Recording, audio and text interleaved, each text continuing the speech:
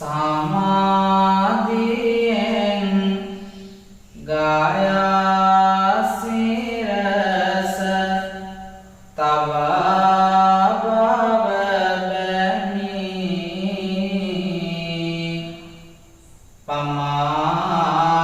පමානොවී දැවෙන සසර ගමන කළනිමි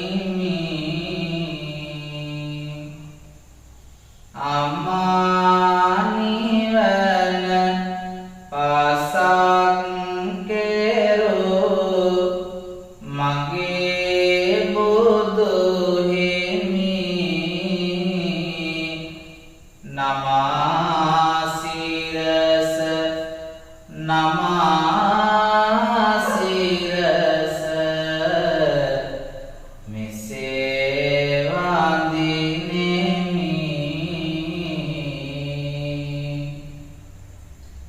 නමෝ තස්ස භගවතෝ අරහතෝ සම්මා සම්බුද්දස්ස නමෝ තස්ස භගවතෝ අරහතෝ සම්මා සම්බුද්දස්ස නමෝ තස්ස භගවතෝ අරහතෝ සම්මා සම්බුද්දස්ස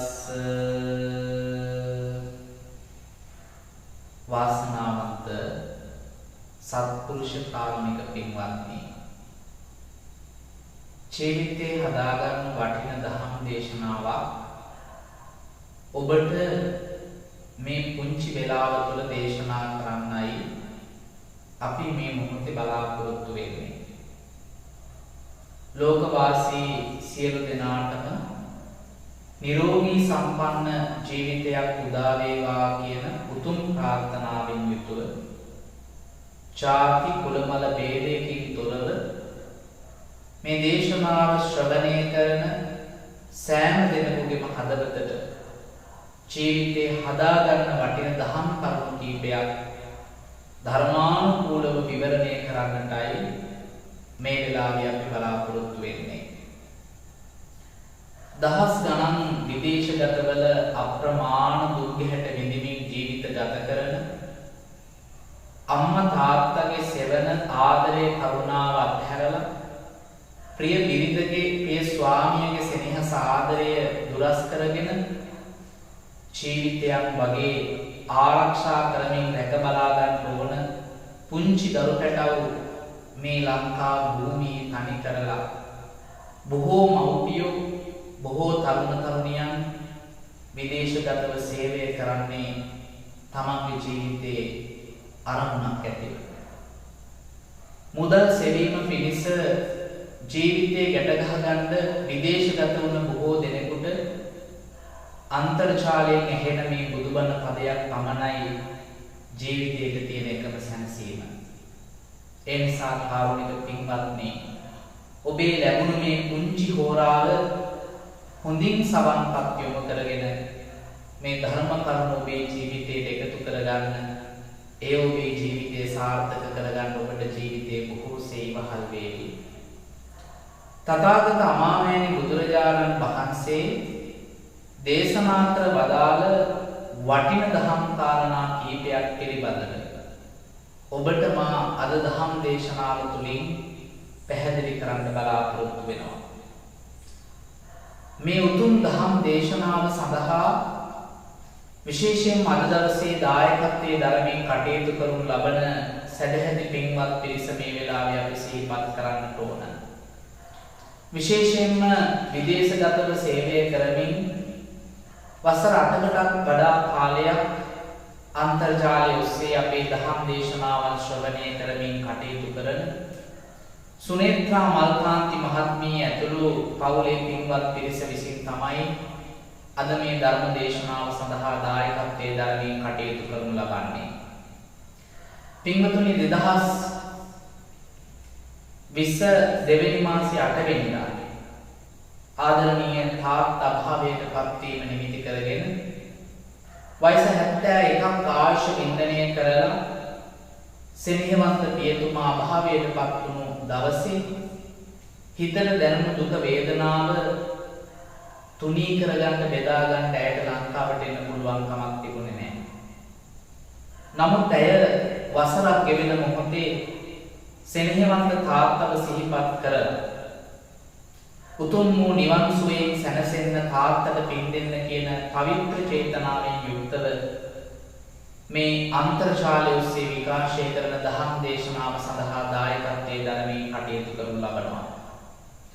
ලෙබනන් රටේ බොහෝ කාලයක් සේවය කරමින් බොහෝ ධර්ම දේශනා විදේශගත විදගෙන ශ්‍රවණය කරමින් විහාරස්ථානයේ විශාල කටයුතු වලට දායකත්වයේ දරමින් බොහොම ලෙන්ගතුව කටයුතු කරන සුනේත්‍රා මල්කාන්ති මහත්මිය ප්‍රධාන ඒ පවුලේ පින්වත් පිරිස මේ වෙලාවේ බොහොම කරුණාවෙන් සිහිපත් කර සිටිමින් විශේෂයෙන්ම අභාව ප්‍රාප්ත වන්නේ යෙදුණු ආර්.බී. කරෝලිස් ආදරණීය පියතුමාණන් සිහිපත් කරලා එතුමාට පුණ්‍යානුමෝදනා කරන්නටයි අද මේ දහම් දේශනාව සඳහා පින්බර දායකත්වයේ දරමින් කටයුතු කරනු ලබන්නේ. පින්වත්නි, ඔබට මේ උතුම් දහම් දේශනාව ඔබේ ජීවිතයට වටින ධර්ම කරුණු ඇතුළත් මේ දේශනාව සිද්ධ කරගන්න ශක්තිය ලබා දීම පිළිබඳව සුනේත්‍රා මල්කාන්ති මහත්මිය ඇතුළු පවුලේ පින්වත් පිරිසට මේ වෙලාවේ පුණ්‍යානුමෝදනාත්මකව ආශිර්වාද කර සිටිනවා. අපි මෙතෙන් සිට ඔබේ ජීවිතයට වටිනේ ධර්ම කාරණා ඇතුළත් දහම් දේශනාව ශ්‍රවණය කරමු.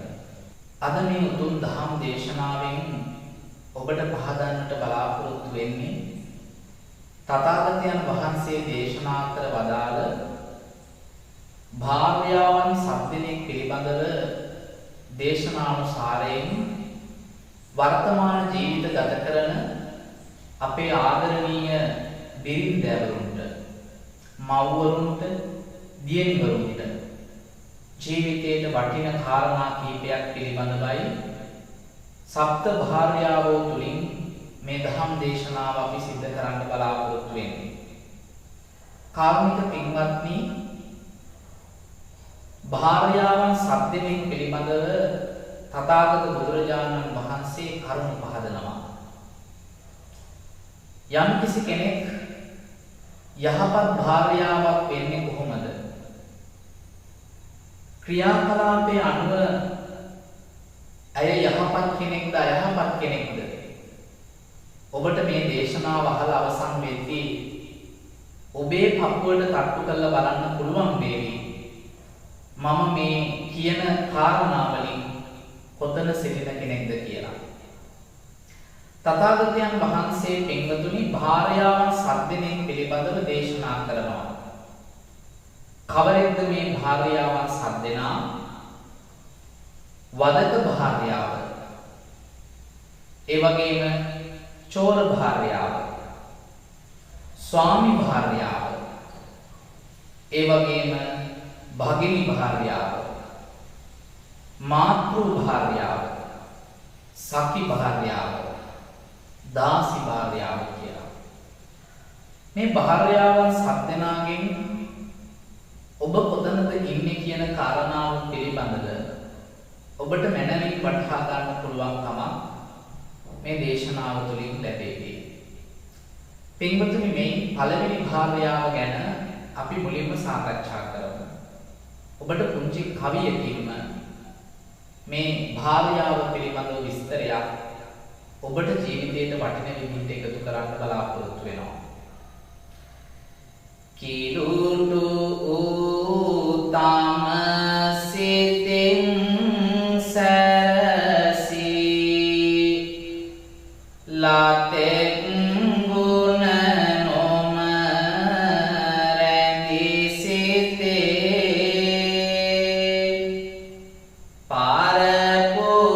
පරපුරුෂයන් වෙතට එළඹෙන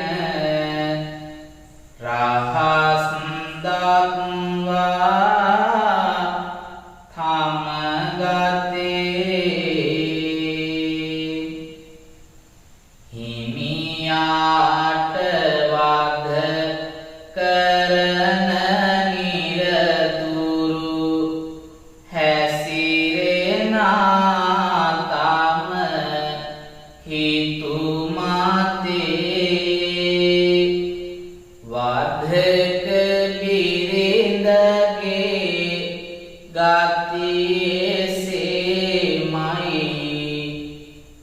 කියා දෙන ලෙස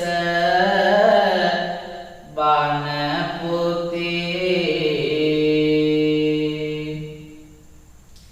පින්වතුනි, මේ පළවෙනියටම සඳහන් කරන වදක භාර්යාව සෑම වෙලාවකම කටයුතු කරන්නේ කිලිටි වූ සිතකින් යුක්තවයි. ඇගේ සිතේ යහපත් අරමුණු, යහපත් චේතනා කිසිවිටක උපදින්නේ නැහැ. හැම වෙලාවකම තමන්ගේ ස්වාමියා පිළිබඳව අවමානයෙන් කල්පනා කරන, ස්වාමියා පිළිබඳව නිතර ද්වේෂයෙන් තරහින් කටයුතු කරන තැනැත්තියක්. බොහෝ අවස්ථාවලදී පුංචි දෙයටත් දුරුස්සන ගතියකින් යුක්තව කරදරයක් විදියට හිතලා හැම වෙලාවකම ස්වාමියට වදයක් වෙන විදිහට තමයි ඇය පරික්‍රියාව ගත කරන්නේ. මේ වදක භාර්යාව ගුණ යහපත්කමින් පිරිහිච්ච කෙනෙක්. යහපත් ගුණධර්ම වලින් පිරිහිච්ච කෙනෙක්. ඒ විතරක් නෙමෙයි පින්වතුනි, වෙනත් පුරුෂයන් කරා ගමන් කරන්නට තරම් හිත පහත් තත්ත්වයට වැටෙන, ඒ වගේම තමන්ගේ ස්වාමියාගේ තියෙන ගුණවත්කම්, යහපත්කම් අවමානයට ලක් කරමින්, තමන්ගේ ගතේ ස්වභාවයන් පිළිබඳව, තමන්ගේ ගතේ රහස් ස්වභාවයන් පිළිබඳව පරපුරුෂයන්ට කියමින්, තමන්ගේ ස්වාමියාට නිග්‍රහ කරමින් කටයුතු කරන තැනැත්තියක්. හිමියාට නිතරම වද කරමින්, හිංසා කරමින්, කරදර කරමින් හැසිරෙන කෙනෙක්. ඉතින් වදක බිරිඳක් විදිහට ස්වාමියෙකුට නිතරම කරදර කරමින්, හිංසා කරමින් කටයුතු කරන, රෞද්‍රකමින් බැනවදිමින්, පරුෂ වචන කියමින් කටයුතු කරන තැනැත්තියක් නම් ඇය ස්වාමියාට නිසකයෙන්ම වදක භාර්යාවක්. නිතරම ජීවිතයේ සැනසීම නැති කරන, කරදරය ඇති කරන තැනැත්තියක් නම් ඇය සැබවින්ම වදක භාර්යාවක්. ඒ නිසා ආදරණීය අම්මේ, ආදරණීය බිරිඳවරුනි, ආදරණීය දියණිවරුනි, ඔබ හදවතට අවංකවම ස්වාමියට ගුණවත්කමින් සලකන, ස්වාමියට වදයක් නොවි, කරදරයක් නොවි ජීවත් වෙන නිහතමානී තැනැත්තියක් වෙන්න. ඒ ඔබේ ජීවිතේ ලස්සන කරගන්න ඔබට ආශිර්වාදයක් වේවි. අපි ඊළඟ කාරණාව හැටියට දෙවෙනි භාර්යාව පිළිබඳව විස්තර දැනගන්න ඕන. පින්වතුනි, ඊළඟ භාර්යාව තමයි චෝර භාර්යාව, සොර භාර්යාව. මේ සොර භාර්යාවගේ ස්වභාවය මොන වගේද? අපි මොහොතක් ඒ ගැන ශ්‍රවණය කරමු. හෙලාදා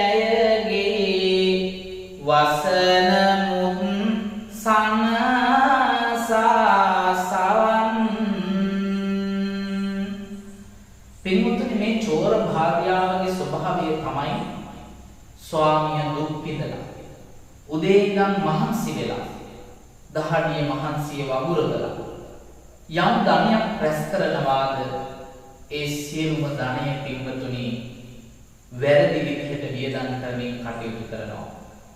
ස්වාමියාට හොරෙන් ස්වාමියා හම්බ කරන වස්තුව සොරකම් කරනවා. අයුක්ත ස්වභාවිතා කරමින් තමන්ගේ සුඛ විහරණය වෙනුවෙන් පමණක් කටයුතු කරනවා. ඇය නිතරම ස්වාමියාගේ හම්බ කරන වස්තුව විනාශ කරමින්, නැති කරමින් ජීවිත ගත කරනවා. නිතරම ඒවා සංගවලා තමන් නොකළ බවට ප්‍රකාශ කරනවා. පින්වතුනි, වරද තමන්ගේ පිටක කිසිදාක වටව ගන්න කැමති නැහැ. හැම වෙලාවකම තමන් නිවැරදි කියලා සිතාගෙන කටයුතු කරන තැනැත්තියක්. අංගහිගකම් කියමින් බොරු මවාපෑම් සිද්ධ කරමින් ස්වාමියා බොහෝ මහන්සි වී හම්බ කරන වස්තුව නිස්කාරණ බොහෝ දේවල් වලට වියපැහැදන් කරනවා. නොහොමිනා නොගැලපෙන දේවල් වලට වියදම් කරනවා. හම්බ කරන වස්තුව ස්වාමියාට හොරෙන් තමන්ගේ අතට අරගෙන ඒවා නොයේ වැරදි ක්‍රියාකාරකම් සඳහා යොමු කරනවා.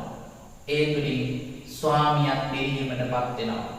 පෞල් ජීවිතයේ පිරිහීමටපත් වෙනවා. පෞලේ සමගිය සතුට නැති වෙලා යනවා. සොරකම් කළ බව දැනගත්තත් ඒවා පිළිගන්න කැමැත්තක් නැහැ. නිතරම රණ්ඩු සරුවල් ඇති කරගෙන පෞල් ජීවිතය අගාධයට අරගෙන යනවා. ආදරණීය අම්මේ, ආදරණීය නිරින්දෑවරුනි, දියණිවරුනි, ඔබ අනාගතයේදී මෙවන් වූ බිරිඳක් වෙනවා නම් ඔබේ පෞල් ජීවිතයේ අභාව්‍ය එතන බව හොඳින් මතක තියාගන්න. ඒ නිසා හැම වෙලාවකම ස්වාමියා හම්බ කරන වස්තුව බොහොම පරිස්සමින් රැක ගන්න. ඒ වස්තුව නිතරම අරපිරිමැස්මෙන් කටයුතු කරන්න. ඉස්සර අපේ ගෙවල් වල අම්මලා තාත්තා කුඹරට ගිහිල්ලා හම්බ කරන වස්තුව කොච්චර පරිස්සමට රැකගත්තද? හැම වෙලාවකම බත් ටිකක් උයන්ඩ හාල් ටිකක් ලිපේ තියද්දි ඒ ලිපේ තියෙන කොටසින් අත මිට මුලවල අරගන්න කොටසක් අම්මලා අරන් තියනවා. කරදරයක් විපතක් වුණාම ප්‍රයෝජනෙට ගන්න. අන්න ඒ තරම් අරපිරිමැස්මෙන් කටයුතු කරනවා ඉස්සර කාලේ අපේ අම්මලා. ඉතින් ආදරණීය දුවේ, ඔබත් අනාගතයේදී ස්වාමියෙක් ළඟට ඔබ බිරිඳක් හැටියට යනවා නම් ස්වාමියා හම්බ කරන වස්තුව බොහොම පරිස්සමින් ආරක්ෂා කරන්න. ඒ වගේම ඔබට අවශ්‍යතාවයක් වෙන්නම් ඔබේ අවශ්‍යතාවයේ ස්වාමියාට බොහොම ආදරෙන් ප්‍රකාශ කරන්න. ඔබට ලැබෙන්න ඕන මුදල බොහොම නිහතමානීව ලබාගෙන ඒ කටයුතු වලට යොදවන්න. එතකොට ඔබේ පෞල් ජීවිතයේ බොහොම සුන්දර පෞල් ජීවිතයක් බවට පත් වේවි. එහෙම නොවුනොත් හැමදාම මුදල් නිසා, වස්තුව නිසා, දේපල නිසා ඔබේ ජීවිතේ වියවුල් බවට පත් වෙන්නට පුළුවන්. ඒ කාරණාව හොඳින් හිතට ගන්න. එහෙමනම් ඔබ චෝර භාර්යාවක් වෙන්නට කිසිදාකවත් සිතන්නට එපා. අපි ඊළඟ භාර්යාව පිළිබඳව කාරණා විමසමු. පින්වතුනි, ඊළඟ භාර්යාව පිළිබඳව ඔබට මෙන්න මේ විදිහට මම කවියකින්ම පැහැදිලි කරන්නම්. නපුරු වදනම මුවේ රඳවා කුසීතව හිඳ නිවහනේ සතුරු වී තම හිමිට නිබඳව ඔහුව වෙහෙසා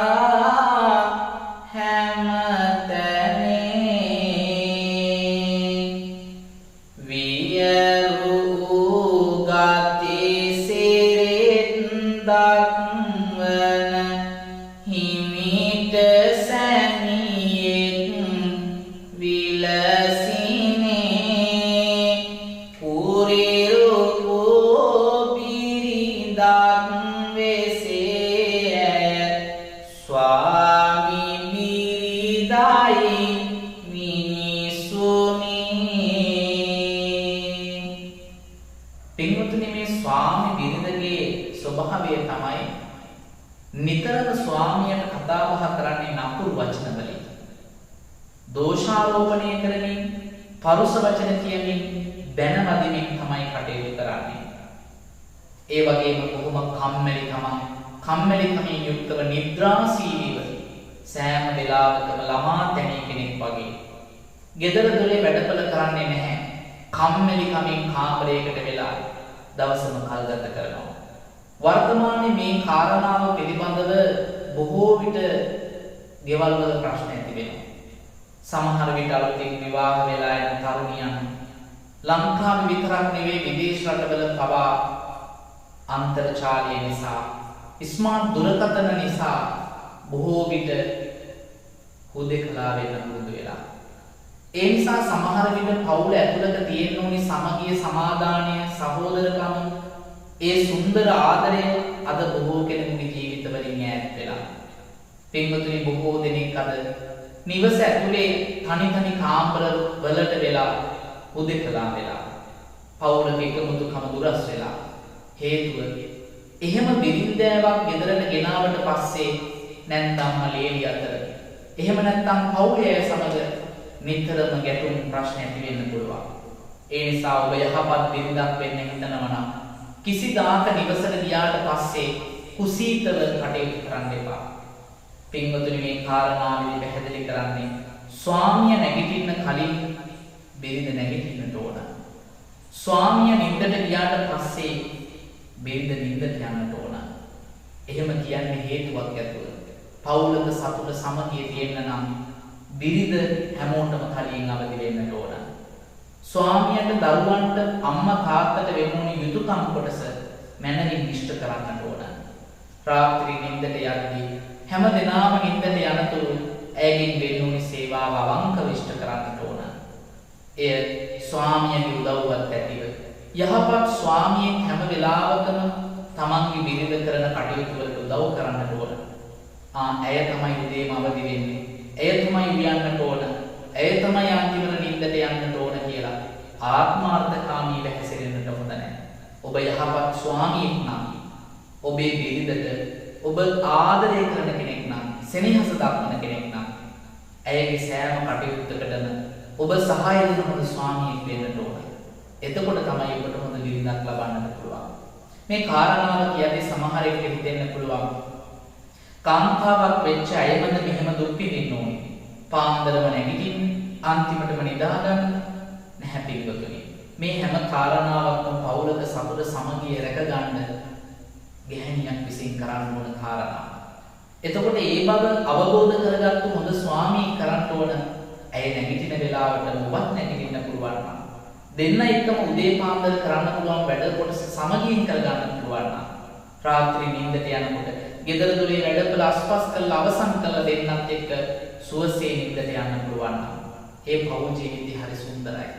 ස්වාමියා ගෙදරට එනකම් මග බලාගෙන ඉඳලා තමන්ගේ ස්වාමියාට බොහොම ආදරෙන් සලකන බිරිඳක් වෙන්න පුළුවන් නම් ඔබ කොච්චර හොඳ බිරිඳක් වේවිද? පෞල් කොච්චර ආදරෙන් රැකේවිද? එනිසා මේ දේශනාන්තර කාරණාව පිළිබඳව ඔබ මොහොතක් සිතන්නට ඕන. වියරු ගලිසිරිත් ඇතිව හිමියට තමන්ගේ ස්වාමියාට හරියට පිරිණියෙක් වගේ කටයුතු කරනවා නම් සමහර ගෙවල් වල ඉන්නවා ස්වාමියා කාන්තාවක් වගේ තැනකට දාලා බිරිඳ ස්වාමියාගේ තැන අරගෙන ගෘහමූලිකත්වය අරගෙන තමන්ගේ ස්වාමියා තලලා පෙරලා යටහත් පහත් කරගෙන කටයුතු කරන්නේ. ඒ ජීවිතයේ පින්වතුනි අසාර්ථකයි. ඔබ දෙපළ තුළ තියෙන ඕනි අන්‍යෝන්‍ය අවබෝධයක්. ඒ දෙන්න අතර තියෙන ඕනි බොහොම ලෙන්ගතු ආශ්‍රයයක්. එතකොටයි පෞල් ජීවිතයේ සුන්දර වෙන්නේ. මේ කාරණා තුනේම අපිට කිව්වේ නරක භාර්යාවන් පිළිබඳව. අපි මේ ඉතුරු කාරණා හතරෙන් ඉගෙන ගන්නේ කොහොමද අපි යහපත් බිරිඳක් වෙන්නේ කියන කාරණාව. පින්වතුනි හතරවෙනි කාරණාව මොහොතක් ඔබ අහන්න. දාරානිති අනුකම්පාව සිත මවක් සේතම හිමි කෙරේ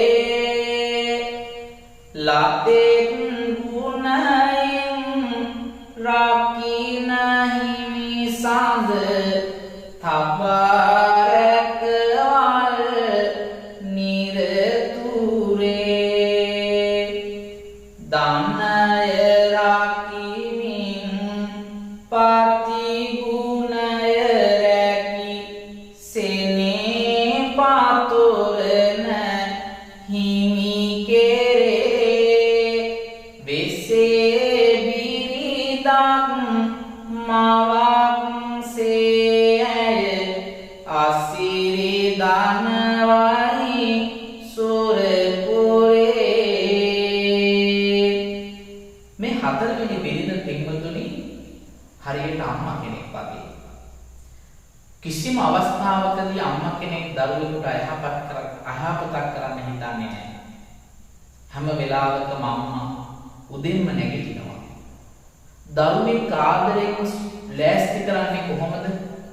පාසලට යවන්න අන්න ඒ විදිහට ස්වාමියාගේ රැකියාවට යන්න බිරිඳ උදේ පාන්දර උදව් කරනවා. උයල පිහලා ආදරෙන් මේ කටයුතු ඉෂ්ට සිද්ධ කරනවා. අම්මා කෙනෙක් වගේ ආදරෙන් තමන්ගේ ස්වාමියව බලා ගන්නවා. අම්මා කෙනෙක් වගේ පූජනීයත්වයෙන් තමන්ගේ ස්වාමියාට ගෞරව දක්වනවා. මව් කෙනෙක්ගේ සෙනෙහස යම්සේද දරුවෙකුට දැනෙන සෙනෙහස අම්මා කෙනෙක්ගේ මොන වගේද? ඒ බිරිඳගේ ආදරයත් අන්නේ වගේ. පුදුමාකාර සෙනෙහසකින් තමන්ගේ ස්වාමියාට සැලකනවා. පින්වතුනි, ධනය ආරක්ෂා කරගෙන හැම වෙලාවකම පතිගුණධම් ආරක්ෂා කරනවා. අම්මා කෙනෙක් ගුණධම් වගා කරන්නේ කොයිසේද? බිරිඳ අම්මා කෙනෙක් වගේ තමන්ගේ ගුණධර්ම ආරක්ෂා කරනවා. පතිදහම් ආරක්ෂා කරනවා. අන්‍ය පුරුෂයන් කරා නොයා තමන්ගේ ජීවිතය තමන්ගේ ස්වාමියා වෙනුවෙන් කැප කරනවා. එවන් වූ බිරිඳක් මව් කෙනෙක් හා සමානයි. එවන් ආදරයක් සෙනෙහසක් ලබන්න පුළුවන් මේ ලෝකෙ කීයෙන් කී දෙනාටද? එනිසා ඔබ හොඳ අම්මා කෙනෙක් වගේ ඔබේ ස්වාමියාට ආදරය කරන්න, සෙනෙහස දෙන්න, පවුලේ සමගිය රැක ගන්න. එතකොට ඔබේ පවුල් ජීවිතය බොහෝම සුන්දර ලස්සන පවුල් ජීවිතයක් බවට පත් වේ. පින්වතුනි, අපි ඊළඟ කාරණාව පිළිබඳව මොහොතක් අහමු. හිරියොතප් ගති රඳවමින් සිත තමහිමිට සොයුරිය ලෙසේ මිහිරි වදනින් නිබඳ අමතන උපන් විලසින් එක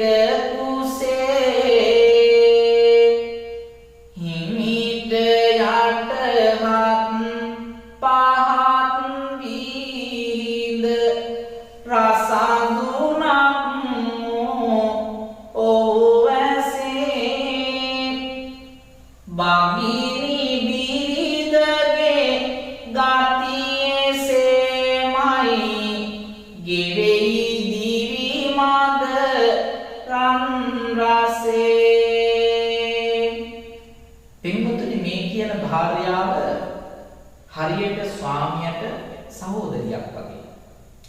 එක කුසේ උපන්න සහෝදරියක් කොහොමද තමන්ගේ අයියට තමන්ගේ මල්ලිට සලකන්නේ?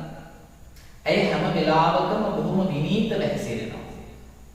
තමන්ගේ සහෝදරියා ඉන්න තැන අඳින පළඳින වාඩි වෙන හැසිරෙන විදිය පිළිබඳව හැම වෙලාවකම නිතරම සංවරභාවයකින් යුක්තව කටයුතු කරනවා. ඒ නිසා ඔබ ඔබේ ආදරණීය ස්වාමියාට විටක සහෝදරියක් වගේ, එක කුසේ උපන්න සහෝදරියක් වගේ කටයුතු කළොත් ඒ පවුල බොහොම සුන්දර පවුල් ජීවිතයක් වෙනවා. සමහර විට අම්මට පවා කියන්න බැරි වෙන දේවල් සහෝදරයෝ කියන්නේ තමන්ගේ සහෝදරියට, සහෝදරයාට. එතකොට ඔබ සහෝදරියක් වගේ ඔහුට දැනුනේ ඔබට බොහෝ දේවල් ඇය බොහොම සෙනෙහසින් කියාවි. ඔබ සහෝදරියක් විදිහට නිහතමානීව බොහොම ගුණධර්ම ආරක්ෂා කරමින් කටයුතු කළොත් ඒ පවුල් ජීවිතේ බොහොම ලස්සන වෙයි. ඒ නිසා මේ උතුම් වූ ගුණධර්ම වලින් පිරිච්ච බගිනි භාර්යාවක්, සහෝදරියක් සේ වෙන භාර්යාවක් වෙන්න ඔබට ඔබේ ජීවිතේ ලස්සන කරගන්න පුළුවන්. අපි ඊළඟට 6 වෙනි භාර්යාව පිළිබඳව පින්වතුනි විමසමු. දේවි දුලෙස දැක හිමි සාදුන් තම මිතුරියන්සේ හැසිරෙනා පියතේ පුල්බස් නිබඳ කොඳුරා සිල් ගුණය නිති සපුරන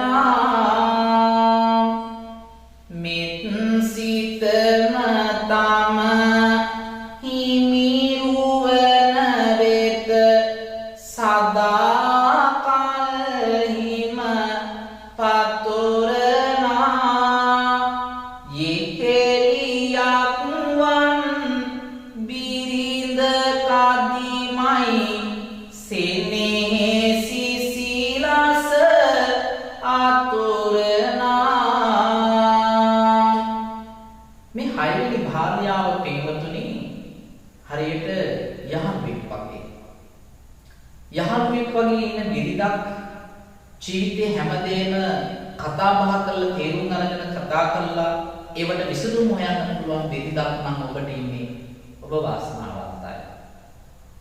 ඒ වගේම තරුණ තරුණියන්ට මේ කාරණාවේදී ගොඩාක් වටින දෙයක් තමයි ඔබ ඔබේ ස්වාමියට යහළුවෙක් වගේ කටයුතු කළොත් සමහර විට ඔබේ ප්‍රශ්න බොහොම පහසුවෙන් ඔහු සමග විසඳ ගන්න පුළුවන් වෙයි.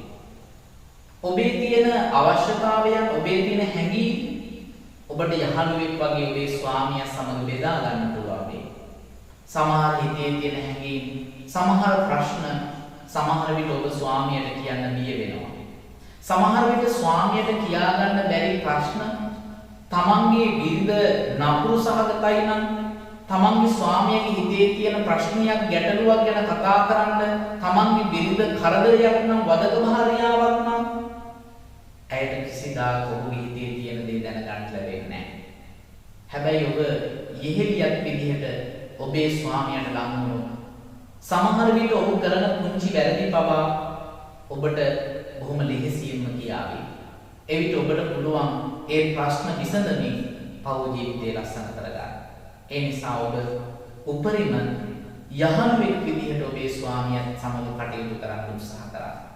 අවසාන වශයෙන් හත්වෙනි භාර්යාව ඇයගේ චරිතයම පින්වතුනි ස්වාමියා වෙනුවෙන් කැප කරපු බොහෝම ලෙන්ගතු භාර්යාවක්. ඒ තමයි දාසි භාර්යාව. සෝමි ගුණෙන් සිත පාන් කොටගත් දේශයේ ගිනි දැල්නිවා සැමියාගේ පස් නිබඳ ඉවසන ඔහු වෙතට සෙනෙහස පොවා හිමිගිය සිත තිබෙන සෑම විට දොස් පාරොස් ළඟදී පවා හිඳිනම් බිරිඳක් කොතැන හෝ ඇය දාසි බිරිඳක් තමා. කිසිදාක පින්වතුනි ස්වාමියා කෙරෙහි ද්වේෂයක් ඇති කරගන්නේ නැහැ. සමහර කාන්තාවෝ ඉන්නවා ස්වාමියා කට ගොන්නක් බීගෙන ඇවිදිලා සමහර විට මහා දඩබ්බර විදිහට පරුස වචනෙන් බැන බිරිඳට සමහර විට තරවටු කරමින් ගහන බණින අය. ඒත් සමහර කාන්තාවේ හැමදේම මහා මිරක් වගේ දරාගෙන තමන්ගේ ස්වාමියා කෙරෙහිම සෙනෙහසින් පින්වතුනි බීගෙන ගෙදරට ආවත් කට ගොන්නක් බීගෙන හතර ගාතින් ගෙදරට ආවත් බත් පිඟාන බෙදලා අතට දෙනවා. බොහොම ආදරෙන් කතා කරලා බොහොම සෙනෙහසින් කටයුතු කරනවා. එතරම්ම ස්වාමි භක්තියෙන් යුක්තව කටයුතු කරන කාන්තාවෝ අපි දැක තිබෙනවා. ඒ නිසා ඒ භාර්යාවන්ට කියන්නේ දාසි භාර්යාවක් කියලා. එහෙම භාර්යාවක් වෙන එක ලෙහෙසි පහසු නෑ පින්වතුනි. මහා ගුණයකින් යුක්ත වෙන්නට ඕන. බුදුරජාණන් වහන්සේ මේ කාරණාව පැහැදිලි කරද්දී ඔබට දැනේවි අනේ මම කොතනද ඉන්නේ? මම මොන වගේ කෙනෙක්ද කියලා. පින්වතුනි නිමී ගිය සිතකින් යුක්තව කටයුතු කරන හැම වෙලාවකම දුස් පරුස් විඳින්මින් ඒ සියල්ල වේදනාවෙන් ඉවසාගෙන දරා ගන්න යම් බිරිඳක් වෙත්නම් ඇය දාසි භාර්යාවක්. ස්වාමියාට දාසියෙක් වගේ ආදරය, සෙනෙහස, කරුණාව, මෛත්‍රිය මේ හැමදේම පතුරවමින් සියලු වේදනා දරාගෙන ඉන්න ගැහැණියක්. එහෙම කාන්තාවක් පින්වතුනි දකින්නටත් අදුතරා. එනිසා මේ කාරණා හතෙන් ඔබ තීරණය කරන්න ඔබ මොන වගේ බිරිඳක් වෙනවාද කියලා. ඒකට ඔබට මේ ධර්ම කාරණා ජීවිතයට ආශිර්වාදයක් වේවා කියන උතුම් ප්‍රාර්ථනාව මේ වෙලාවේ සිහිපත් කරමි. මේ උත්තම ධම් දේශනාවට පින්බර දායකත්වයේ දරමින් ධර්ම දේශනාව සජීවීව පටිගත කරමින් විකාශය කරන්න ශක්තිය ලබා දුන්න ලෙබනන් රටේ සේවය කරමින් වසර 8කටත් අධික කාලයක් අප සමග කොහොම ලෙන්ගතුව විශේෂයෙන්ම මුහුණු බුද්ධහරා දේශනා ශ්‍රවණය කරන සුනේත්‍රා මල්කාන්ති මහත්මිය ප්‍රධාන පවුලේ පින්වත් පිරිසට වසරකට කලින් භාවයටපත් සෙනෙහවන්ත පියතුමාට මේ උතුම් ධර්මානුශීලී පින්කමේ බලයෙන් ධර්ම දානමය පින්කමේ බලයෙන් උතුම් නිවන් සුවයෙන් සැනසෙන්නට මේ පින්කම පාරමී ධර්මයක්ම වේවා. විදේශගත ජීවිතය තුළදී ලෝකේ පුරා පැතිරී යන කොරෝනා වසංගත තත්ත්වයෙන් පීඩාවක් නොම වේවා. නිරෝගී සම්පත නිදුක් නිරෝගී සුව සම්පත සැලසේවා. බණ ඇසූ මේ ධර්ම කරුණ ශ්‍රවණය කර ලෝකවාසී හැම දෙනාට නිරෝගී සම්පත උදා වේවා. චතුරාර්ය සත්‍ය ධර්මය අවබෝධ කොට නිවනින් සැනසෙන්නට මේ ධර්මානුශීලී පින්කම ඔය ඇත්තු හැම කෙනෙකුටම පාරමී ධර්මයක්ම වේවායි ආශිර්වාද කොට සිටිනවා. ආකාසට්ටා ච බුම්මට්ටා දේවා නාග මහින්దికා පුඤ්ඤන්තං අනුමෝදිත්වා චිරං රක්ඛන්තු ලෝක සාසනං චිරං රක්ඛන්තු දේශනං චිරං රක්ඛන්තු ත්වං සදාති. අවසාන වශයෙන් අතුරුගිරිය දන්දී අසපු පින්බිමේ මේ වන විට ඉදිවෙමින් පවතින අසිරිමත් වූ පත්තිනි මහා සෑරජානන් වහන්සේ ගෞතම සම්මා සම්බුද්ධ ශාසනයට පූජා කරන්නට බුරුම රටින් වැඩම කරපු ශ්‍රී සර්වඥ ධාතුන් වහන්සේලා තැන්පත් කරලා අඩි 100ක් උසට ඉදිවන මේ මහා සෑරජානන් වහන්සේට ගොඩනගන්නට ඔබට පින් සිතින් දායක වන්නට පුළුවන්. රුපියල් 5000 බැගින් වූ කොටස් දසදහසක් මේ වෙනුවෙන් අපි වෙන් කරලා තියෙනවා. දැනට රුපියල් 1,20,00,000කට අධික ප්‍රමාණයක් මේ මහා සෑය වෙනුවෙන් ගොඩනගන්නට ශක්තියක් වෙලා තියෙනවා. අඩි 30ක් උසට කුළුණු ඉදි කරමින් මේ වන විට දම්දී අසපු පින්බිමේ අසිරිමත්ව ඉදිවෙන මේ මහා සෑය ඉදිරි කටයුතු කරන්නට ලෝකවාසී ධර්මානුශීලී පින්කමට සම්බන්ධ වෙච්ච පින්වත් ඔයත් හැම දෙනාටම ඔබෙනුත් කොටසක් මහා සෑයට පූජා කරන්න කියන පින්බර මතක් කිරීම සිහිපත් කරමින් දහම් දේශනාව නිමා කරනවා. හැම දෙනාට තෙරුවන් සරණයි. අතුරුගිරිය ගල්පොත්ත පාර දම්දිය අසපුහි නිර්මාතෘ පින්වත් මස්සෙන්නේ විජිත ස්වාමින් වහන්සේගේ සංකල්පයක් අනුව ගෞතම බුද්ධ ශාසනයට පූජා කිරීමේ අපේක්ෂාවෙන් ඉදිවන මෙම අසිරිමත් මහා සෑය නවගමුවට යාබද අතුරුගිරියට මධ්‍යව ගල්පොත්ත පාර දම්දිය අසපුවෙහි මෙසේ නිර්මාණය වන වගයි.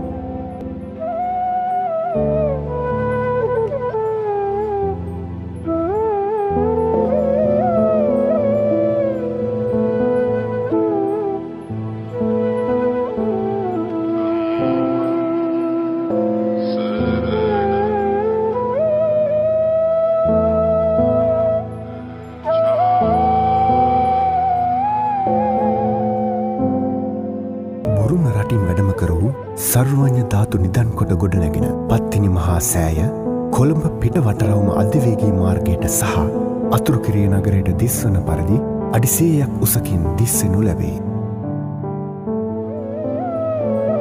අඩි 25ක් උසැති බුදුපිළිම වහන්සේ නමක් මේ මහා සෑයට කේන්ද්‍රව විරාජමාන වන අතර ලක්ෂ 600කට වැඩි මුදලක් මේ සඳහා වැය වනු ඇත.